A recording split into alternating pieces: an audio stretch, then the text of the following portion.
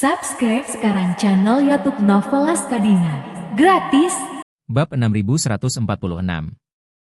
Ervin menjelaskan, lihat, Liang Yun sekarang sudah buka. Tapi tidak ada apapun di tokonya, yang berarti sulit baginya untuk menjalankan bisnis. Meskipun seseorang menemukan sesuatu, mustahil untuk menjualnya di toko yang tidak memiliki apapun, kan? Jadi saya berspekulasi, tidak peduli jam berapa dia tutup hari ini, dia pasti tidak buka. Coba pikirkan, setelah menunggu seharian dan tidak kunjung buka, dia pasti sedikit depresi. Namun di saat-saat terakhir ketika dia hendak menutup toko, tiba-tiba ada pelanggan yang datang ke pintu. Perasaan ini sangat mengejutkan, jadi secara bawah sadar dia akan ingin memanfaatkan kesempatan terakhir ini. Dan kesadarannya tentang pencegahan akan sedikit menurun.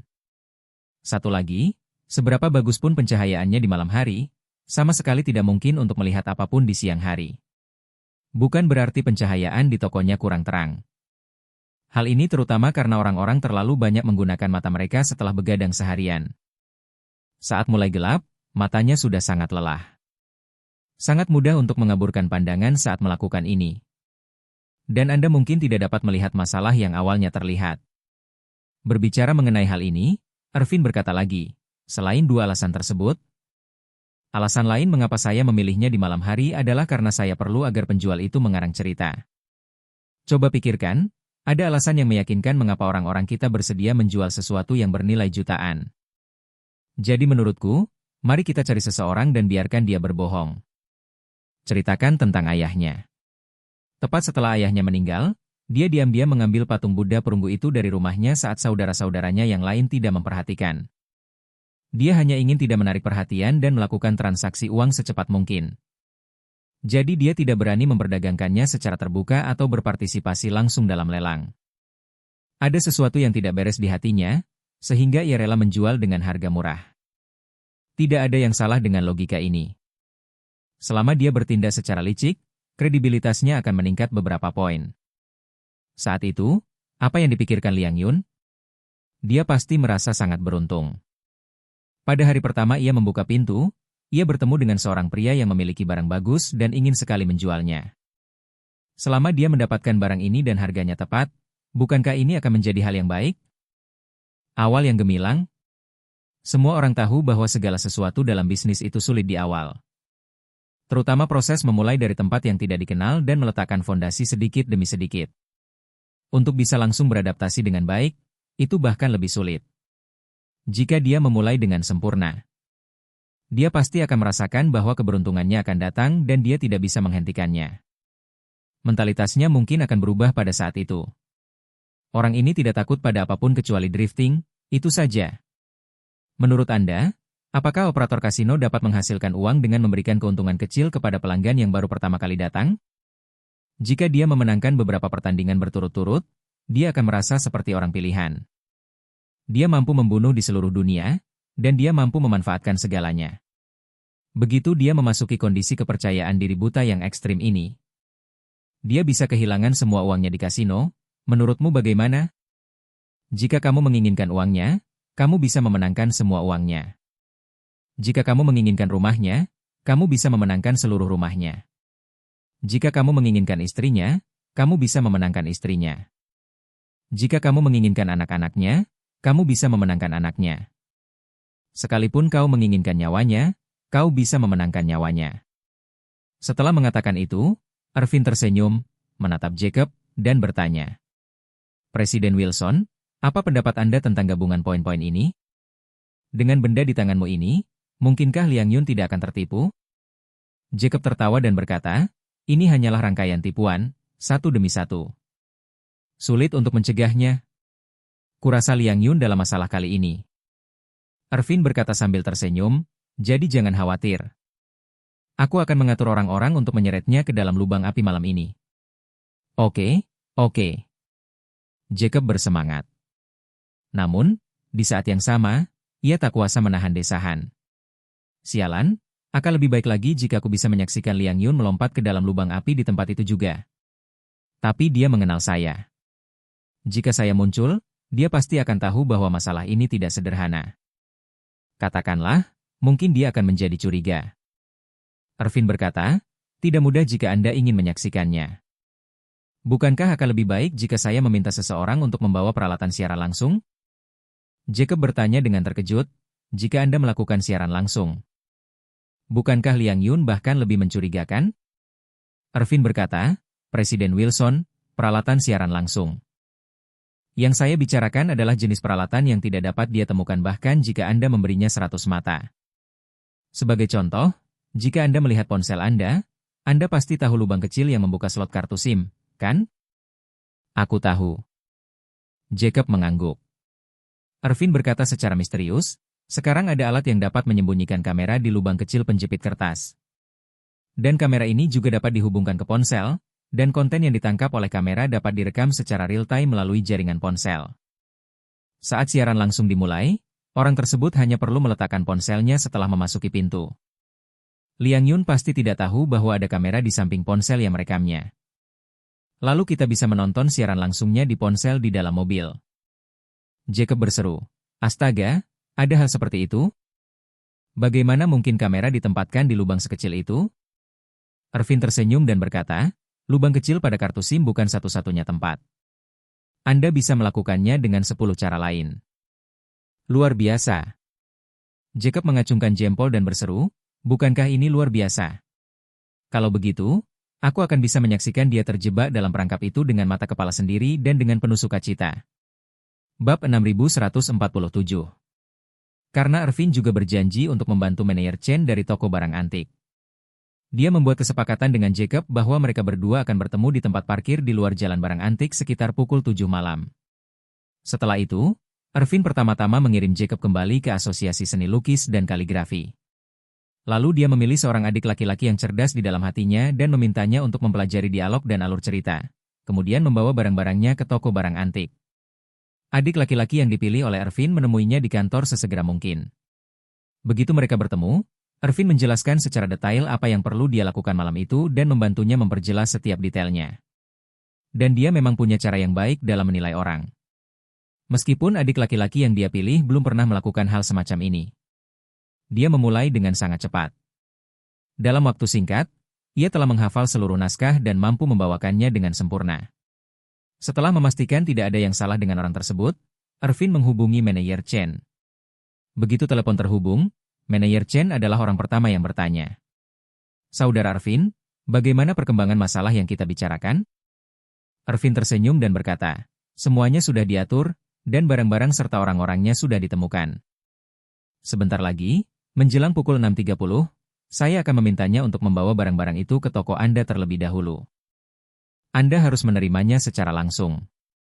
Manajer Chen buru-buru berkata, Saudara Irvin, jangan khawatir, saya sudah melakukannya. Semuanya sudah siap, sistem pemantauan sudah diperiksa, dan tidak ada masalah dengan kamera, perekaman, dan ekspor. Setelah itu, dia dengan cepat bertanya, ngomong-ngomong, Saudara Irvin, tolong perkenalkan naskah ini kepada saya ketika saatnya tiba. Bagaimana cara saya mengatakannya agar terlihat lebih profesional? Irvin berkata, sekarang saya akan memperkenalkannya kepada Anda. Ambil pena dan kertas, lalu catat poin-poin pentingnya. Jangan sampai lupa. Tidak masalah. Manajer Chen sangat gembira. Segera mengambil pena dan kertas, lalu mendengarkan dan menghafalnya. Di tengah-tengah mendengarkan, sudut-sudut mulutnya seperti semangka matang yang digoreng, sama sekali tidak bisa tertutup. Setelah mendengar bagian kedua, dia bahkan meletakkan pena dan kertasnya, memegang ponselnya di antara wajah dan bahunya, tak kuasa menahan diri untuk bertepuk tangan, dan tiba-tiba berkata, Saudara Irvin, kau sungguh jenius. Kau bisa menemukan metode seperti ini, orang bernama Yo itu pasti akan menelan ludah tanpa berpikir panjang. Irvin terkekeh, dan setelah memaparkan seluruh rencana, dia berkata kepadanya, Anda harus ingat untuk tidak menceritakan hal ini kepada siapapun, bahkan di toko Anda. Kamu tidak boleh membiarkan mereka tahu bahwa ketika kabar datang dari jalanan barang antik bahwa Liang Yun mengalami kerugian besar dan matanya dipukul. Kamu berpura-pura tiba-tiba menyadarinya, membuka rekaman kamera pengawas, dan mengirimkannya ke rekan-rekanmu agar mereka dapat melihat dengan jelas dan menganggapnya sebagai petunjuk. Dengan cara ini, reputasimu sebagai orang yang jeli dan memiliki kemampuan profesional yang jauh lebih baik daripada Liang Yun akan menyebar dengan cepat. Jika masalah ini sampai ke telinga Nona Song, posisi Anda akan aman. Manajer Chen berkata dengan gembira, "Saudara Arvin, Anda telah banyak membantu saya. Aku tidak tahu bagaimana harus berterima kasih padamu. Jangan khawatir, aku akan memberimu amplop merah besar setelah semuanya selesai." Arvin tersenyum dan berkata dengan santai, "Selama kau memiliki hati ini." Setelah mengatakan itu, Arvin berpikir. Dalam hati, amplop merah besar yang Anda sebut itu isinya hanya 10 atau 20 ribu. Jika aku tidak membiarkan Liang Yun tertipu oleh masalah ini hari ini, Jacob harus menanggung kerugian setidaknya 100 ribu yuan. Ketika hampir pukul 6, Elaine memanggil Jacob dan bertanya kepadanya dengan penuh kasih sayang. "Hei, suamiku, kamu mau makan apa malam ini?" Jacob terkekeh dan berkata, "Sayang, temanku ada urusan malam ini. Jadi aku tidak akan pulang untuk makan malam." Elaine bertanya dengan santai, "Ada apa?" Jacob tersenyum dan berkata, "Jika hal ini berhasil, mungkin kita bisa mendapatkan 3 hingga 400 ribu. Jika berhasil, aku akan membelikanmu cincin berlian besar setelah kita sampai di Dubai." Elaine mendengar berapa banyak yang bisa dia peroleh, dan dia langsung bertanya dengan penuh antusias. "Benarkah? Bisnis apa yang kamu jalankan sampai menghasilkan uang sebanyak itu?" Jacob tersenyum dan berkata, "Jangan sampai rahasia itu terbongkar. Akan saya beritahu setelah selesai." Elaine buru-buru bertanya, "Lalu, sudahkah kau memutuskan kapan kita akan pergi ke Dubai?" Jacob berkata, "Saya sedang sibuk dengan hal-hal ini sekarang. Terlepas dari apakah dia bisa datang atau tidak, kami akan berangkat besok pagi. Aku sudah memesan tiket pesawat dan hotel bintang 7 Burj Al Arab yang kuceritakan sebelumnya. Saya melihat orang-orang membual tentang betapa mewahnya hotel bintang 7 itu di internet setiap hari. Jadi, aku akan melihatnya. Lihat, betapa menakjubkannya itu." Ketika Elaine mendengar ini, dia langsung menarik kegirangan. "Ya Tuhan, itu hebat. Aku hanya ingin pergi dengan cepat. Kalau begitu, kamu harus sibuk malam ini, dan aku akan segera membereskan barang-barang." Dia berkata dengan acuh tak acuh, "Bawa barang bawaan lebih sedikit. Bawa hanya barang-barang yang penting. Selain kebutuhan pokok, kita bisa membeli sisanya saat sampai di sana." "Oke." Elaine sangat gembira hingga ia berkata, "Kalau begitu, cepatlah mulai bekerja. Silakan lanjutkan urusanmu, aku mau berkemas." Setelah menutup telepon, Elaine langsung menelepon Charlie. Charlie berada di Villa Champs-Élysées di tengah gunung. Kakeknya dan kedua pamannya masih mendiskusikan kerja sama investasi di ibu kota. Dia secara khusus meminta Charlie untuk menghabiskan lebih banyak waktu dengan wanita tua itu. Kebetulan Nanako masih berlatih mengendalikan energi spiritual di villa lain. Jadi Charlie datang langsung ke sini. Awalnya, dia berencana untuk segera kembali ke kota, pergi ke perusahaan Claire untuk menjemputnya, lalu pulang untuk makan malam bersama. Tanpa diduga, Elaine menelepon dan berkata, "Menantu yang baik, ayahmu ada urusan malam ini. Dia tidak akan pulang untuk makan malam. Dia bilang kita akan pergi ke Dubai besok pagi. Aku harus berkemas. Bagaimana kalau kamu dan Claire memesan makanan yang kalian inginkan dan mengirimkannya ke rumah terlebih dahulu?" Charlie bertanya dengan penasaran, "Bukankah ayah pernah mengatakan ini? Apakah kamu belum menyelesaikan masalah ini? Mengapa kamu pergi besok?" Elaine tersenyum dan berkata, "Aku tidak tahu apa rencananya, tapi dia baru saja menelepon dan mengatakan bahwa dia ada kesepakatan bisnis yang perlu dibahas malam ini. Mari kita lihat apakah berhasil. Tapi terlepas dari berhasil atau tidak, kita harus berangkat besok pagi." Begitu Charlie mendengar ini, dia tahu bahwa ayah mertuanya pasti akan melakukan sesuatu yang buruk terhadap Peter malam ini. Meskipun dia tidak tahu trik apa yang akan mereka mainkan. Charlie pada umumnya tidak khawatir. Lagi pula, baik Yakub maupun Arvin hanyalah udang di hadapan Petrus. Namun satu-satunya kekhawatiran Charlie adalah mereka tidak mengikuti etika militer dan mengumpulkan sekelompok orang untuk mencari masalah bagi Peter. Meskipun Peter telah melihat dunia dan melewati badai besar, pada akhirnya, dia hanyalah seorang pria paruh baya yang lemah dengan kemampuan bertarung yang minim. Belum lagi banyaknya gangster di bawah Arvin, bahkan Arvin dan Jacob pun bisa mengendalikan Peter. Dan ingin memukulinya, jadi Charlie memikirkannya dan memutuskan untuk pergi ke jalan barang antik dengan tenang dan mengawasinya secara diam-diam. Selama mereka tidak melakukan kesalahan, dia tidak akan ikut campur. Begitu mereka bertindak gegabah, dia bisa menghentikan mereka. Sambil memikirkan hal ini, dia berkata kepada Elaine, Bu, aku tidak akan kembali untuk makan malam ini. Nanti aku akan memberitahu Claire bahwa kalian berdua bisa memesan makanan. Elaine tidak peduli, terutama karena dia tidak bisa mengurus urusan memasak. Dia khawatir Charlie tidak akan punya apapun untuk dimakan ketika dia kembali dan dia akan merasa tidak puas. Karena Charlie tidak akan kembali untuk makan, maka apapun yang terjadi tidak masalah. Lalu dia tersenyum dan berkata, menantu yang baik, karena kamu juga pasti sibuk. Kalau begitu, kamu juga harus sibuk dengan urusanmu sendiri. Aku akan menelepon Claire dan memintanya memesan apapun yang dia mau. Kita berdua akan makan di rumah. Baik, Bu. Dia menutup telepon, mengucapkan selamat tinggal kepada neneknya, dan berkendara ke jalan barang antik. Setelah tiba di jalanan barang antik, dia berjalan-jalan sambil mengenakan topeng dan menemukan toko harta karun kuno milik Peter. The Old Treasures saat ini masih belum memiliki papan nama. Bab 6148.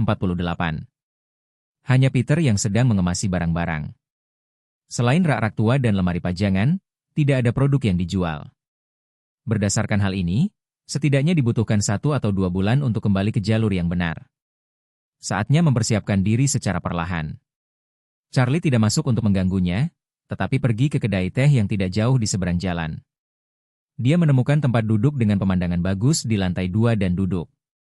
Dia memesan seporsi biluocun dan meminumnya sambil menunggu di tempat duduknya. Ide buruk apa yang sedang dipendam oleh ayah mertua dan si brengsek Ervin ini? Pukul 6:30 siang, hari mulai gelap. Sesosok figur yang terburu-buru berlari kecil memasuki jalanan barang antik.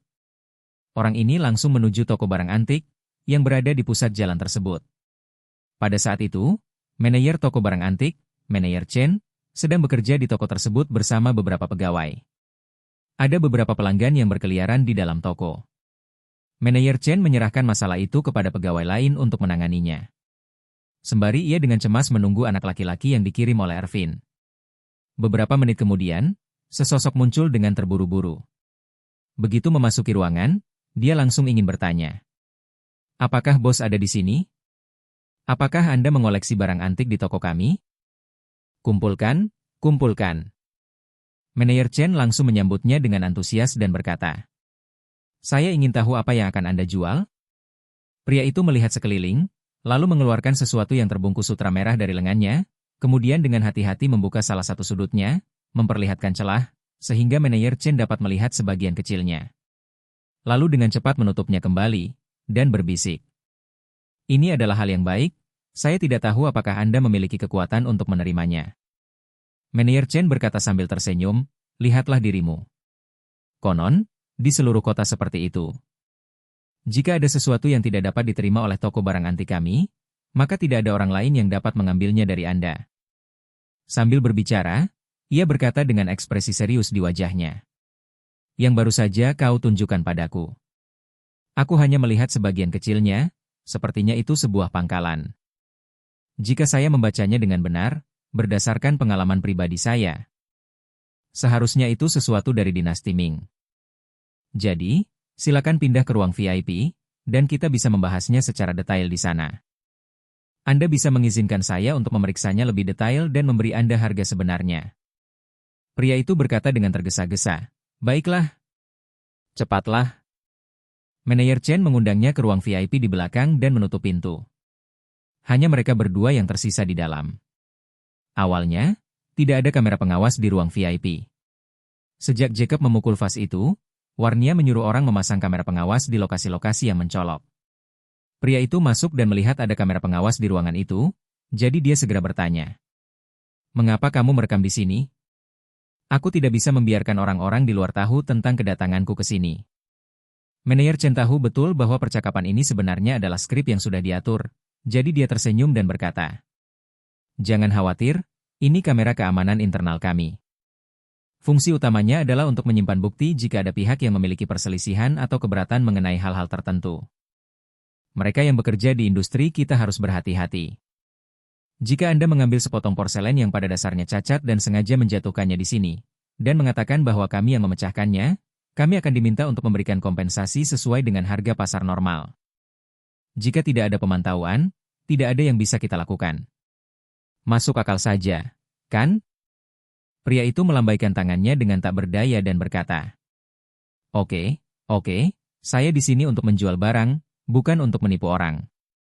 Anda sebaiknya memeriksa barang-barang tersebut terlebih dahulu, dan jika cocok, beri saya harga sesegera mungkin.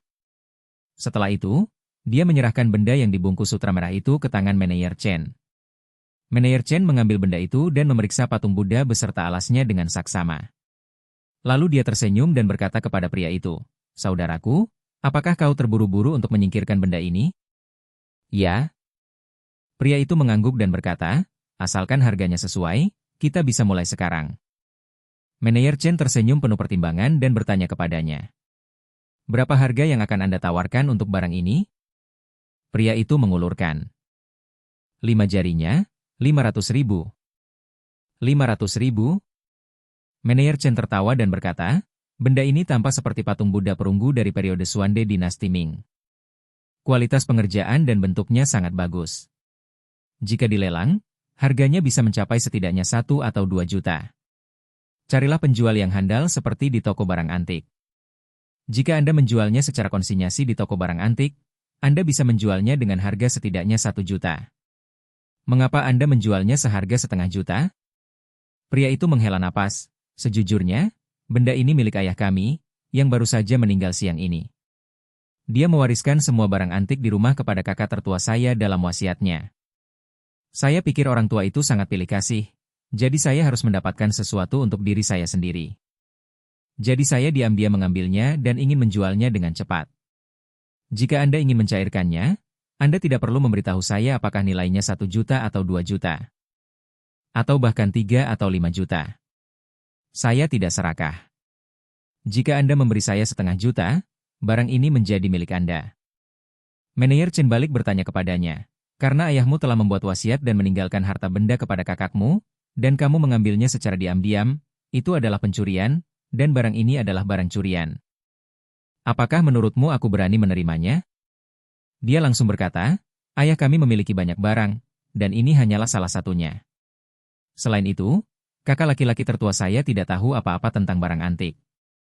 Dia bahkan tidak tahu bahwa hal seperti itu ada atau berapa nilainya. Lagi pula, jika barang ini tegak lurus, mustahil bagi saya untuk hanya meminta 500.000 yuan. Anda mengenal banyak orang kaya di bisnis ini.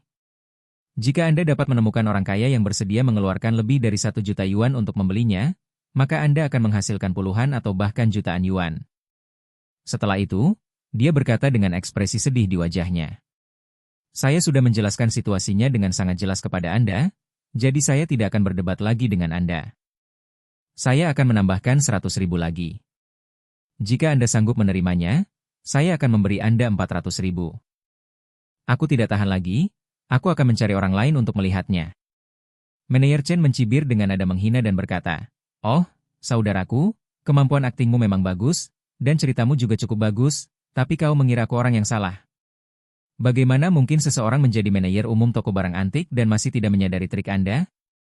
Ekspresi pria itu berubah panik dan dia dengan cepat berkata, "Trik apa yang bisa saya gunakan untuk menjual barang dengan tulus?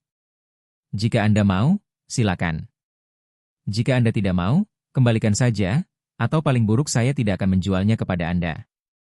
Manajer Chen tersenyum sinis dan berkata, "Patung Buddha Anda memang bagus, bentuk dan pengerjaannya sangat baik, tetapi sarung kulitnya terlihat seperti sengaja dibuat tampak tua. Menurut saya, meskipun benda ini bukan kerajinan modern, benda ini tidak terlalu kuno. Paling awal, ini adalah akhir dari dinasti Qing, dan mungkin juga sesuatu dari awal Republik Tiongkok. Namun ada satu hal yang perlu dikatakan, alas ini benar-benar benda kuno dengan pintu besar dari periode Xuande dinasti Ming. Sayangnya, itu hanya sebuah alas. Tanpa patungnya, alas itu tidak bernilai banyak. Nilainya hanya beberapa puluh ribu yuan. Jadi, saya akan melihat barang Anda ini. Paling-paling, nilainya hanya 70.000 hingga 80.000 yuan, dan menjualnya kepada saya seharga 500.000 yuan membuat Anda terlihat seperti sedang menipu saya. Bukankah Anda memperlakukan saya seperti orang bodoh?" Pria itu tiba-tiba panik dan berkata dengan cepat, Ini, bagaimana kau bisa melihat ini?" "Ini cuma lelucon," kata manajer Chen dengan arogan. "Aku sudah bermain-main selama bertahun-tahun, jika aku bahkan tidak bisa melihat trik-trik kecilmu itu, bukankah tahun-tahun pengembaraanku akan sia-sia?" Setelah itu, dia melemparkan barang-barang itu kembali ke pihak lain dan berkata dengan dingin. Saudaraku, jika kau ingin menipuku, kau masih terlalu muda. Kembalilah dan berlatihlah dengan giat selama beberapa tahun lagi. Pria itu mengambil barang-barang tersebut dan berkata dengan gugup dan takut. Maaf, Pak, saya hanya seorang pemuda yang tidak tahu kebenaran, dan saya berusaha melakukan semuanya di hadapan Anda. Tolong jangan sejahat bajingan sepertiku. Manajer Chen melambaikan tangannya dengan jijik. Baiklah, ambil barang-barangmu dan keluar. Hei! Pria itu buru-buru memasukkan barang-barang ke tangannya dan berlari menjauh dari pintu tanpa menoleh ke belakang. Manajer Chen membelakangi kamera, dengan wajah yang diam-diam bahagia, dan menghela napas dalam hati. Sial, ternyata inilah perasaan mengandalkan teknologi untuk pamer. Meskipun aku tahu ini hanya akting, ini benar-benar menyenangkan. Memikirkan hal itu, dia bangkit seperti tokoh utama dalam drama, melihat ke arah pria itu melarikan diri, dan mencibir. Tidak ada pembohong kuno yang lebih pintar dari manajer Chen yang bisa menipu saya. Setelah itu, dia menutup pintu ruang VIP dan kembali ke lobi. Setelah pria itu melarikan diri dari toko barang antik, dia berjalan-jalan di jalanan barang antik dengan barang-barangnya. Saat itu, Peter hampir saja menutup tokonya. Dia berencana pergi ke supermarket untuk membeli beberapa kebutuhan sehari-hari dan merapikan lantai 2 tempat dia tinggal. Pria itu kebetulan saja menyelinap ke pintu tokonya. Dia mendongak dan melihat Peter. Sambil menatapnya, dia merendahkan suaranya dan bertanya dengan penuh misteri. Bos, apakah Anda mengoleksi barang-barang antik di sini? Bab 6149. Dalam bisnis barang antik, apapun yang tidak terlihat oleh publik biasanya diperdagangkan pada malam hari saat toko tutup. Hal ini terutama berlaku bagi mereka yang menjual barang antik di toko-toko. Secara umum, sebagian besar barang yang dijual di malam hari adalah barang yang baru saja digali dari dalam tanah, atau dicuri atau dirampok dari orang lain. Tentu saja, ada juga pihak yang khusus menggunakan barang palsu untuk menipu orang. Meskipun Peter telah menjalankan bisnis di luar negeri, dia sudah memahami banyak aturan tak tertulis di lingkungan ini sejak kunjungan terakhirnya ke kota ini. Melihat wajah orang lain itu penuh kewaspadaan dan sepertinya ada sesuatu yang terbungkus di lengannya. Dia tahu bahwa barang-barang yang dipegang orang ini kemungkinan besar tidak akan terlihat di bawah cahaya. Faktanya, industri barang antik memiliki metode yang serupa di seluruh dunia. Seperti perampokan makam, penipuan, dan korupsi. Hal yang sudah biasa dalam permainan ini, jadi Peter pasti pernah melihatnya sebelumnya. Namun, dia tidak menunjukkan kewaspadaannya, melainkan berkata sambil tersenyum. Tentu saja aku akan menerimanya. Ayo, kita bicara di dalam. Setelah itu, ia segera mempersilakan pria itu masuk ke tokonya. Pada saat yang sama, di tempat parkir di luar jalan antik, Jacob dan Ervin sudah menonton siaran langsung yang berlangsung bersamaan. Namun, gambar pada saat itu benar-benar gelap. Dan suaranya sangat terfragmentasi dan berantakan. Jadi, mustahil untuk mengetahui alasannya. Ervin menjelaskan kepada Jacob yang berada di sampingnya. Presiden Wilson, saya rasa saudara saya telah memasukkan ponselnya ke dalam sakunya. Jadi, memang tidak begitu jelas. Tapi jangan khawatir. Saat dia mengeluarkan ponselnya, itu akan menjadi hal biasa di sini. Jacob mengangguk berulang kali dan berkata sambil tersenyum. Saat ini, sains dan teknologi benar-benar sudah maju. Peralatan semacam ini adalah perlengkapan canggih yang digunakan oleh mata-mata di masa lalu. Saya pikir itu semua hanya rekayasa. Tetapi saya tidak menyangka hal itu akan terjadi seperti itu di dunia nyata. Ervin tersenyum dan berkata, "Oh, ini bukan apa-apa. Saya lihat Presiden Wilson jarang online. Anda tidak akan terbiasa dengan hal semacam ini beberapa tahun yang lalu." Pada saat yang sama, pria itu diundang masuk ke toko oleh Peter. Setelah masuk, dia mendapati bahwa tidak ada apapun di toko itu. Tempat itu kosong, jadi dia bertanya dengan sedikit ragu. Bos, apakah toko Anda sudah buka? Mengapa tidak ada barang di toko? Peter tersenyum dan berkata, ini toko saya. Saya baru mulai bekerja, tetapi toko ini belum resmi dibuka. Saya yang memasang papan nama itu duluan. Setelah beberapa saat, saya akan mengoleksi semakin banyak barang, dan tentu saja akan ada beragam barang yang menakjubkan. Setelah itu, dia menambahkan, tapi ini tidak memengaruhi penerimaan saya. Selama Anda memiliki barang-barang yang bagus, saya pasti akan menerimanya, dan harganya akan sangat wajar. Pada saat itu, Peter menatapnya dan berkata sambil tersenyum. Tidak ada orang lain di sini, bisakah kamu mengeluarkan barang-barang itu agar aku bisa melihatnya? Pria itu mengangguk, duduk di depan Peter, lalu mengeluarkan patung Buddha perunggu dan alasnya dari sakunya. Lalu menyerahkannya bersama kain sutra merah di tangan Petrus. Setelah membagikan patung Buddha perunggu, dia juga mengeluarkan ponselnya dan meletakkannya di atas meja. Jacob dan Ervin yang berada di tempat parkir langsung melihat siaran langsung dari ponsel Ervin. Slot kartu SIM pada ponsel menghadap ke arah Peter. Dan lensa tersebut memiliki efek sudut lebar, sehingga Peter muncul dalam gambar. Begitu Yakub melihat wajah Petrus, ia menggertakkan giginya dengan marah dan mengumpat. Sialan, si brengsek ini lagi. Aku bakal marah waktu lihat wajahnya. Ervin segera menghiburnya. Presiden Wilson, jangan marah lagi. Tidak ada gunanya terus-menerus marah. Lagi pula, bukankah kita di sini hanya untuk membalas dendam padanya? Lihat saja, kita pasti akan menghancurkan kekayaan dan reputasinya. Jacob mengangguk, mengepalkan tinjunya sedikit dengan bersemangat dan gugup, menggertakkan giginya. Dan berkata, keberhasilan atau kegagalan bergantung pada beberapa menit berikutnya. Harta karun kuno. Peter membuka patung Buddha perunggu dari sutra merah di depan pria itu dan di depan kamera. Setelah membukanya, secercah kejutan terlintas di matanya.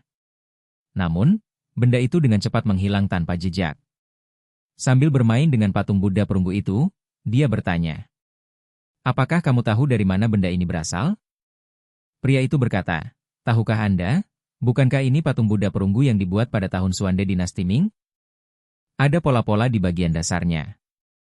Peter menatapnya dan bertanya dengan rasa ingin tahu. Apakah Anda yakin itu dibuat pada tahun Suande dinasti Ming? Pria itu mengira Peter telah menemukan petunjuk, dan berkata dengan cepat. Ayah kami sudah memeriksanya sebelumnya, dan ahlinya mengatakan itu benar. Benda dengan pintu besar itu sekilas tampak nyata. Sejujurnya, saya ingin menjualnya karena ayah kami baru saja meninggal dunia hari ini. Dan aku harus mengeluarkan benda ini sebelum kakakku mengambil bagian dari warisannya. Seluruh cerita yang telah disusun dijelaskan kepada Peter secara lebih rinci. Peter mengangguk dan berkata dengan santai, kurasa benda ini tidak memiliki ciri-ciri dinasti Ming. Patung Buddha perunggu dari dinasti Ming, terutama yang berasal dari tahun Suanden, tampaknya agak berbeda dari ini dalam hal proses pembuatan dan karakteristik bentuknya. Ketika pria itu mendengar ini, dia menjadi sedikit gugup dan berkata dengan nada ragu-ragu. Bagaimana? Bagaimana mungkin ini terjadi? Para ahli sudah pernah melihat hal seperti ini sebelumnya. Ini adalah sesuatu dari dinasti Ming.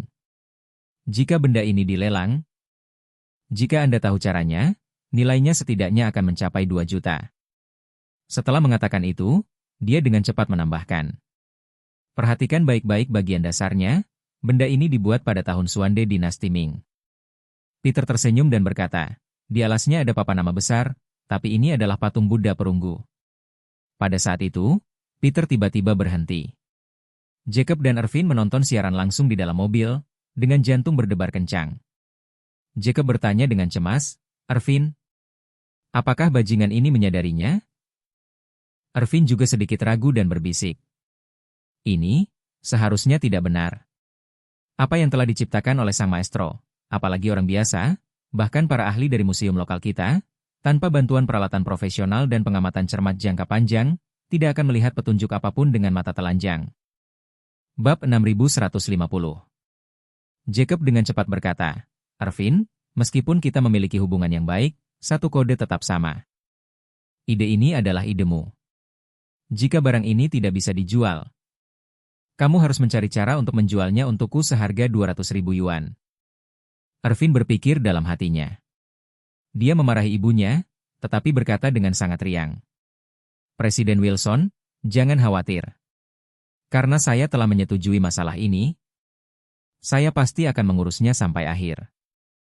Jika Yo tidak membelinya, saya pasti akan menemukan pembeli dan menjualnya seharga 200.000 yuan. Jika tidak ada orang lain yang membelinya, saya akan membayarnya sendiri. Jacob merasa lega dan mengangguk. Aku tidak peduli soal uang, yang terpenting aku tidak ingin bajingan bernama Yo itu kabur lagi. Di dalam toko, Ketika pria itu melihat Peter menyebutkan patung Buddha perunggu, dia berhenti berbicara. Dia ragu-ragu dan bertanya lagi, menurutmu apa yang terjadi pada Buddha perunggu itu? Peter berkata, itu sama seperti yang baru saja saya katakan. Saya rasa ini bukan sesuatu dari dinasti Ming. Keringat dingin mengalir dari pori-pori pria itu.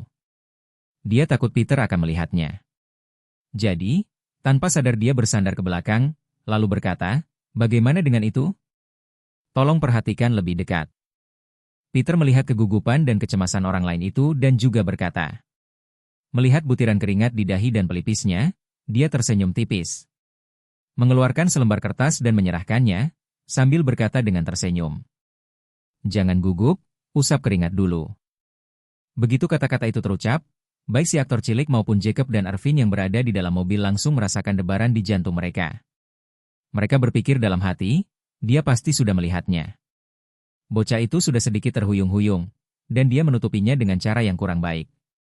Tidak, aku tidak gugup. Aku, ini benar-benar dari dinasti Ming, aku tidak berbohong kepadamu. Arvin tak kuasa menahan diri untuk tidak membuka layar di dalam mobil. Dia memarahi, dasar sampah. Kau seharusnya tidak gugup saat ini, apa yang kau pikirkan? Bukankah ini hanya akan menjadi jebakan baginya? Jacob juga sangat kesal dan memarahi.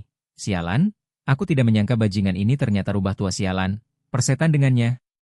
Setelah mengatakan itu, dia melambaikan tangannya.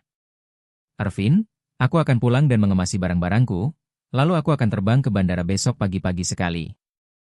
Tolong. Ingat untuk membantu saya dengan patung Buddha perunggu itu, dan berikan uangnya nanti saja. Setelah mengatakan itu, dia membuka pintu dan keluar dari mobil. Arvin berkata dengan pasrah dan meminta maaf. Maafkan saya, Presiden Wilson. Tidak masalah jika hal ini gagal, tolong beri saya kesempatan untuk memikirkannya lagi. Aku pasti akan menemukan cara untuk mengerjainya. Jacob mengabaikannya, mengangkat satu kaki, dan mencoba keluar dari mobil. Tanpa diduga, pada saat itu, suara Peter terdengar dari ponsel Arvin. Kamu benar-benar tidak perlu gugup.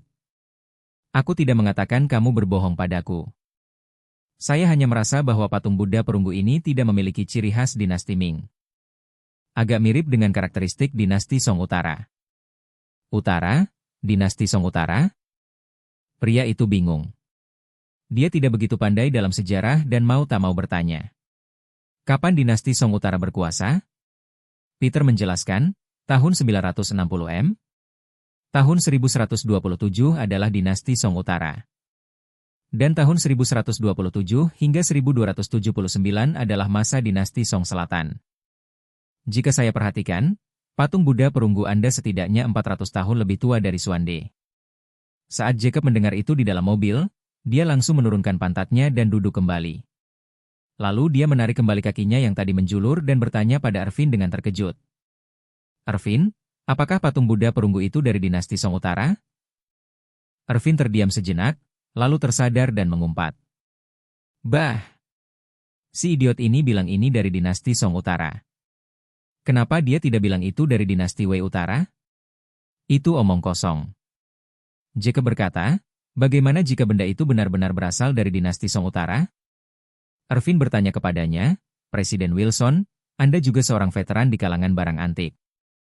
Anda pasti pernah mendengar banyak mobil pickup yang bocor. Tapi pernahkah Anda mendengar ada orang yang bisa mengambil barang bocor dari penjual barang palsu? Tuan Cheng adalah ahli pemalsuan, bisakah dia memberitahu kapan benda ini dibuat? Jacob bertanya, lalu bagaimana jika dia terkena pukulan di mata? Lagi pula, dia juga mengatakan bahwa kulit patung Buddha perunggu itu sudah rusak ketika dia mengambilnya. Bagaimana jika hal itu mengganggu penilaiannya? Arvin melambaikan tangannya, itu tidak mungkin, Presiden Wilson. Dia tidak mungkin memiliki daya pengamatan yang tajam. Jangan dengarkan ceritanya. Dalam bisnis barang antik, Anda bisa mendengar cerita apapun, tetapi Anda tidak bisa mempercayainya. Dulu saya melukis dengan gaya lukisan tradisional Tiongkok. Aku menipu orang asing dengan Mona Lisa. Aku sangat mengagumi diriku sendiri atas cerita yang kubuat. Setelah itu, Arvin berkata lagi, Guru Cheng mengatakan bahwa kulit patung Buddha perunggu itu rusak saat dikumpulkan. Kau benar-benar percaya? Itu hanya ceritanya. Bukankah kita juga mengarang cerita untuk memberitahu Peter bahwa benda ini adalah warisan leluhur dari keluarga adikku? Mungkin Tuan Cheng merenovasinya lalu mengarang cerita untuk menipu kita demi 10.000 yuan lagi. Jacob bertanya kepadanya dengan cemas, jadi, Anda masih ingin saya membelinya? Bukankah ini pemborosan 100.000 yuan untuknya? Ervin dengan cepat menjelaskan, maksud saya, mungkin saja, itu mungkin terjadi. Tapi belum tentu pasti. Lagi pula, kamu tidak akan mengalami kerugian jika membelinya. Akan saya jelaskan mengapa kamu tidak akan mengalami kerugian. Jacob segera menjelaskan, saya tidak takut mengalami kerugian. Aku tidak ingin tertipu, dan aku tidak akan senang jika kamu tertipu. Sembari mengatakan itu, dia kembali mengungkapkan kekhawatirannya. Ervin, aku tidak mengeluh tentangmu atau mempertanyakanmu. Aku cuma mau bilang, apakah benda itu benar-benar ada? Mungkin benda itu benar-benar berasal dari dinasti Song Utara? Ervin berkata dengan sangat yakin, mustahil, sama sekali tidak mungkin.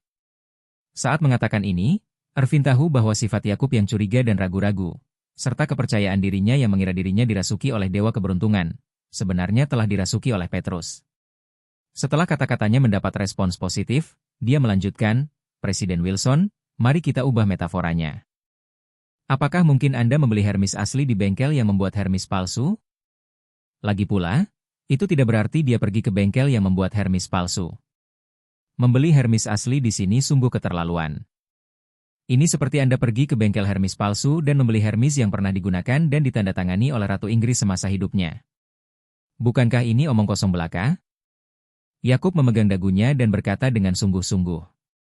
Apa yang kau katakan memang masuk akal? Tapio tiba-tiba bilang bahwa patung Buddha perunggu ini berasal dari dinasti Song. Apa tujuannya? Ervin menggelengkan kepalanya dan berkata, aku juga tidak tahu, kurasa bagi bajingan ini sudah jelas bahwa kita sedang mempermainkannya. Dia pasti memanfaatkan kesempatan untuk bermain bersama kami. Masuk akal. Jacob mengangguk dan berkata, kurasa anjing ini juga sedang mempermainkan kita.